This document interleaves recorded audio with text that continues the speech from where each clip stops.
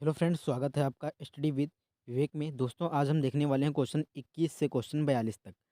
पहला क्वेश्चन हमारा इसका, कृष्णदेव राय जिन्होंने 1509 से 1529 तक विजयनगर पर शासन किया, किस राजवंश से संबंधित थे? तो ये तुलु राजवंश से संबंधित थे कृष्णदेव राय, जिनका शासनकाल 1509 से 1529 तक रहा था। संगम वंश की स्थापना हरिहर और वुक्का नामक भाइयों ने 1336 में की थी, तथा तुलु वंश की स्थापना वीर नरसिंह ने की थी। कृष्णदेव राय का संबंध तुलु राजवंश से था। दोस्तों, अगर क्वेश्चन पूछा है कि संगम वंश की स्थापना कब हुई थी, तो 1336 ईस्वी में किसने की थी? हरिहर और बुक्का ने की थी। अगला क्वेश्चन हमारा, खिलजी और तुगलक शासकों ने सैन्य कमांडरों को क्षेत्रों का गवर्नर नियुक्त किया था। इन क्षेत्रों को किस नाम से जाना जाता था? तो इन क्षेत्रों को इक्ता के नाम से जाना जाता था। इक्ता। खिलजी तथा तुगलक शासकों ने सैन्य कमांडरों को क्षेत्रों का गवर्नर नियुक्त किया था। इन क्षेत्रों को इक्ता के नाम से जाना जाता था। खिलजी वंश से संबंधित विभाग कौन कौन से थे दोस्तों? दीवान ए रियासत व्यापारियों पर नियंत्रण से संबंधित थी। दीवान ए रियासत का कार्य था व्यापारियों पर नियंत्रण करना। कालिदास रचित नाटक अभिज्ञान शकुंतलम शकुंतला और राजा की प्रेम कथा है। शकुंतला और राजा दुष्यंत की प्रेम कथा है अभिज्ञान शकुंतलम में। कालिदास द्वारा रचित पुस्तक अभिज्ञान शकुंतलम शकुंतला और राजा दुष्यंत की प्रेम कथा है। इसके महत्वपूर्ण बिंदु देखते हैं। कालिदास की रचनाएं हैं मालविकाग्निमित्रम, अग्निमित्र व मालविका की प्रेम कहानी, कुमार संभवम, शिव पार्वती प्रेम कथा व कार्तिकेय का जन्म, मेघदूत, यज्ञ द्वारा मेघ से प्रेयसी को संदेश पहुंचाने की प्रार्थना। ये इनके नाटक हैं, इनके द्वारा रचित नाटक हैं। वर्ष में अपनाए गए भारतीय राष्ट्रीय कांग्रेस के तिरंगे झंडे के केंद्र में एक चरखा रखा गया था। तो चरखा 1931 में, वर्ष 1931 में अपनाए गए भारतीय राष्ट्रीय कांग्रेस के तिरंगे झंडे के केंद्र में एक चरखा रखा गया था। वर्ष 1931 में अपनाए गए भारतीय राष्ट्रीय कांग्रेस के तिरंगे झंडे के केंद्र में एक चरखा रखा गया था।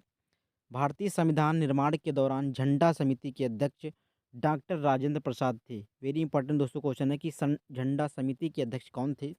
डॉक्टर राजेंद्र प्रसाद। भारतीय तिरंगे की लंबाई व चौड़ाई का अनुपात है 3:2। इसे 22 जुलाई 1947 को अपनाया गया। 22 जुलाई 1947 को तिरंगे झंडे को भारत के संविधान में अपनाया गया। गांधी जी ने वर्ष में अहमदाबाद में सूती मिल श्रमिकों को साथ लेकर एक सत्याग्रह का आयोजन किया था। तो 1918 में महात्मा गांधी ने सूती मित्र मिल में श्रमिकों के साथ एक सत्याग्रह का आंदोलन किया था। कब दोस्तों? 1918 में। गांधी जी ने वर्ष 1918 में अहमदाबाद में सूती मिल श्रमिकों के हितों की रक्षा के लिए एक सत्याग्रह का आयोजन किया था। इनके महत्वपूर्ण सत्याग्रह कौन कौन से हैं? चंपारण में सत्याग्रह 1917 में किया था। खेड़ा सत्याग्रह 1918, अहमदाबाद मिल मजदूर 1918, खिलाफत आंदोलन 1919, असहयोग आंदोलन 1920, सविनय अवज्ञा आंदोलन 1930, भारत छोड़ो आंदोलन 1942। दोस्तों, एक बार और इनको रिपोर्ट करते हैं कि चंपारण में सत्याग्रह 1917, खेड़ा सत्याग्रह 1918 और अहमदाबाद मिल मजदूर ये भी 1918, खिलाफत आंदोलन 1919, असहयोग आंदोलन 1920, सविनय अवज्ञा आंदोलन 1930, भारत छोड़ो आंदोलन 1942। अगला क्वेश्चन हमारा, साम्राज्य के शासनकाल को भारतीय सभ्यता का स्वर्ण युग कहा जाता है। गुप्त काल। गुप्त साम्राज्य के शासनकाल को भारतीय सभ्यता का स्वर्ण युग माना जाता है। गुप्त साम्राज्य के शासनकाल को भारतीय सभ्यता का स्वर्ण युग कहा जाता है। दक्षिण के चोल शासकों के प्रभाव का काल था। दक्षिण के चोल शासकों का प्रभाव का काल कौन सा था दोस्तों? 9वीं शताब्दी ईसा पूर्व। दक्षिण के चोल शासकों के प्रभाव का काल 9वीं शताब्दी ईस्वी था। राजा मानसिंह तोमर ने पर शासन किया था। इन्होंने ग्वालियर पर शासन किया था। राजा मानसिंह तोमर ने ग्वालियर पर शासन किया था। राजा मानसिंह तोमर ग्वालियर के तोमर वंश के राजपूत शासक थे। इन्होंने 1486 ईस्वी में सिंहासन प्राप्त किया। इनके महत्वपूर्ण बिंदु हैं, बीकानेर के शासक कौन थे? राय सिंह। मैसूर का शासक था हैदर अली और उसका पुत्र टीपू सुल्तान। सैयद अहमद खान द्वारा अलीगढ़ आंदोलन की शुरुआत निम्न में से किस वर्ष की गई? सैयद अहमद खान द्वारा अलीगढ़ आंदोलन की शुरुआत 1875 में की गई। सैयद अहमद खान द्वारा अलीगढ़ आंदोलन की शुरुआत 1875 में की गई थी। यह आंदोलन अंग्रेजी शिक्षा एवं ब्रिटिश सरकार के साथ सहयोग के पक्ष में था। इसके महत्वपूर्ण बिंदु कौन से हैं दोस्तों, देखते हैं हम। मुस्लिम लीग की स्थापना 1906 में हुई थी। खिलाफत आंदोलन की स्थापना 1919। खुदाई खिदमतगार की स्थापना 1930 में हुई थी। अगला क्वेश्चन है हमारा, खान अब्दुल गफ्फार खान निम्न में से किस क्षेत्र में पश्तून पठान नेता थे? उत्तर पश्चिम सीमांत प्रांत के ये पठान नेता थे खान अब्दुल गफ्फार खान। खान अब्दुल गफ्फार खान ने 1930 में खुदाई खिदमतगार नामक के संगठन की स्थापना की थी। कब दोस्तों? 1930 ईस्वी में। ये कहाँ के शासक थे? उत्तर पश्चिम सीमांत की ये नेता थे।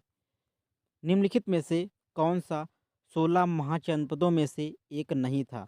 तो कौन कौन से नहीं थे दोस्तों? तो ये कामरूप नहीं था, कुरु, कौशल और अंग, ये तीनों 16 महाजनपद के एक अंग थे। 16 महाजनपद कौन कौन से थे दोस्तों, देखते हैं दोस्तों हम। अंग था एक, मगध, काशी, वत्स, वज्जी, कौशल, अवंती, मल्ल, पंचाल, चेदी, कुरुवंश, मत्स्य, कंबोज, सूरसेन, अस्मक और गंधार, ये 16 महाजनपद थे। सिंधु घाटी सभ्यता के निम्नलिखित में से किस स्थल पर महान स्नानागार की खोज हुई है? महान स्नानागार की खोज मोहनजोदड़ो से हुई है। दोस्तों देखते हैं वेरी इंपॉर्टेंट क्वेश्चन, कौन मोहनजोदड़ो से किसकी खोज हुई? नर्तकी की कांस्य मूर्ति, 3 मुख वाले देवता पशुपतिनाथ की मूर्ति और महान स्नानागार ये मोहनजोदड़ो से प्राप्त हुए हैं। कालीबंगा से हमें क्या प्राप्त हुआ है दोस्तों? जूते खेत, अग्नि पूजा के साक्ष्य कालीबंगा से प्राप्त हुए हैं। लोथल से हमें चावल का प्रथम साक्ष्य मिले हैं, लोथल से। वनमाली से हमें मिट्टी के बना हल प्राप्त हुआ है, वनमाली से मिट्टी से बना हल प्राप्त हुआ है। अपने 5 वर्षीय पुत्र वीर नारायण की ओर से शासन करने वाली रानी दुर्गावती किस जनजाति से संबंधित थी? तो ये गोंड जाति से संबंधित थी रानी दुर्गावती। रानी दुर्गावती 1524 से 1564 ईस्वी के मध्य मध्य प्रदेश के गोंडवाना क्षेत्र में शासन किया, जिनका केंद्र जबलपुर था। इनका संबंध गोंड जनजाति से था। मुगल सम्राट शाह आलम द्वितीय ने ईस्ट इंडिया कंपनी को बंगाल प्रांत का दीवान किस वर्ष नियुक्त किया था? तो 1765 में मुगल सम्राट शाह आलम द्वितीय ने ईस्ट इंडिया कंपनी को बंगाल प्रांत का दीवान नियुक्त किया। कब दोस्तों? 1765 में। मुगल सम्राट शाह आलम द्वितीय ने ईस्ट इंडिया कंपनी को बंगाल का प्रांत दीवान 1765 ईस्वी में नियुक्त किया तथा 1764 के बक्सर युद्ध में अंग्रेजों से शाह आलम द्वितीय व सिराजुद्दौला को पराजित किया। बाबर ने निम्न में से किस वर्ष में दिल्ली के सुल्तान को हराकर दिल्ली और आगरा पर कब्जा किया? तो 1526 ईस्वी में। बाबर ने 1526 ईस्वी में दिल्ली के सुल्तान को हराकर दिल्ली और आगरा पर कब्जा कर लिया। महत्वपूर्ण बिंदु, बाबर के महत्वपूर्ण युद्ध कौन कौन से हैं? पानीपत का प्रथम युद्ध 1526 में हुआ था, इब्राहिम लोदी और बाबर के बीच। खानवा का युद्ध 1527 में बाबर और राणा सांगा के बीच। चंदेरी का युद्ध 1528 में बाबर और मेदिनी राय के बीच। घाघरा का युद्ध 1529 में अफगान के बीच। और दोस्तों 1530 में बाबर की मृत्यु हुई थी। मौर्य साम्राज्य में तीर्थ यात्रियों पर लगाए जाने वाले कर का नाम इनमें से क्या था? मौर्य साम्राज्य में यात्रा वेतन ये कर लगाया गया था। मौर्य साम्राज्य में तीर्थ यात्रियों पर लगाए जाने वाले कर को यात्रा वेतन कहा जाता था। मौर्य वंश में 137 वर्षों तक भारत पर शासन किया। चाणक्य चंद्रगुप्त के दरबार में मंत्री थे, जिन्होंने अर्थशास्त्र पुस्तक की रचना की थी। अलाउद्दीन खिलजी द्वारा लगाया गया खराज कर किसान की उपज से लगभग कितने प्रतिशत के बराबर था? किसान के लगभग 50% के बराबर था। अलाउद्दीन खिलजी दिल्ली शासन के खिलजी राजवंश का दूसरा शासक था। उसका साम्राज्य अफगानिस्तान से लेकर उत्तर मध्य भारत तक फैला था। अलाउद्दीन खिलजी ने सेना में नगद वेतन व स्थायी सेना की नींव रखी एवं भू राजस्व की दर बढ़ाकर उपज का 1/2 भाग कर दिया। भारतीय राष्ट्रीय कांग्रेस के पहले अधिवेशन का आयोजन मुंबई तत्कालीन बम्बई में व्योमेश चंद्र बनर्जी की अध्यक्षता में कब किया गया था? कब किया गया था दोस्तों? तो दिसंबर 1885 में जब कांग्रेस की स्थापना हुई थी। कांग्रेस की स्थापना ब्रिटिश राज्य में 28 दिसंबर 1885 को हुई थी। इसके संस्थापक सदस्यों में एओहिम दादा भाई नौरोजी शामिल थे। महत्वपूर्ण बिंदु हैं। द्वितीय अधिवेशन 1886 में कलकत्ता में हुआ था। इसकी अध्यक्षता दादा भाई नौरोजी ने की थी। तृतीय अधिवेशन 1887 मद्रास में हुआ था। इसकी अध्यक्षता बदरुद्दीन तैयब जी ने की थी।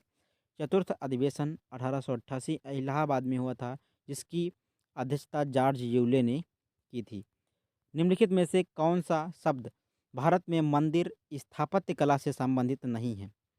वेसर, द्रविड़ और नागर ये सभी मंदिर की स्थापत्य कला हैं, लेकिन ऊर्ध्वकला ये एक कला नहीं है।